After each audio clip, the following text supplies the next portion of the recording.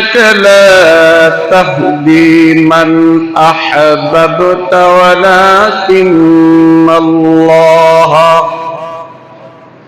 ولكن الله يهدي من يشاء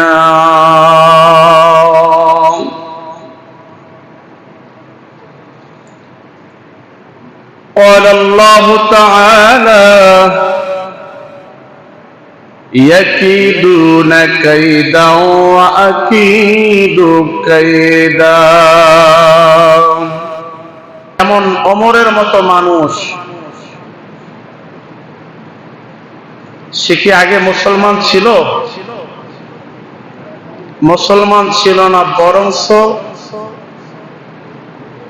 উম্মতের দরদি মায়ার নবী রাহমাতুল আলামিনের শির মোবারক কাটার জন্য গিয়েছেন। কোরআনের স্পর্শের আয়াত যখন তার কানের ভিতরে আল্লাহ পৌঁছায়া দিলেন, আয়াত পুষছে কানে, ঢুকছে দিলে, সুবহানাল্লাহ বলেন। চোখের ভিতরে শুধু তখন হেদায়েতের নূর দেখে, নূর। তো এসেছেন রাসূলের শির মোবারক নিবেন, ওই জায়গাটায় উপস্থিত ছিলেন আরেকজন রাসূলের চাচা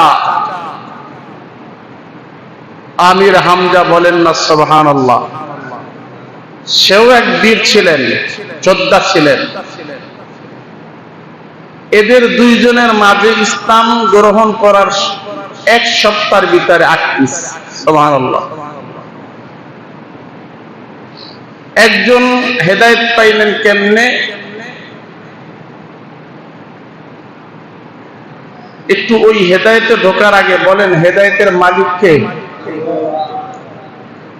কোন নবী রাসূল, কোন পীর বুজুর্গ, কোন ইমাম দরবেশ, কোন ডাক্তার ইঞ্জিনিয়ার? হেদায়েতের মালিক একমাত্র আল্লাহ।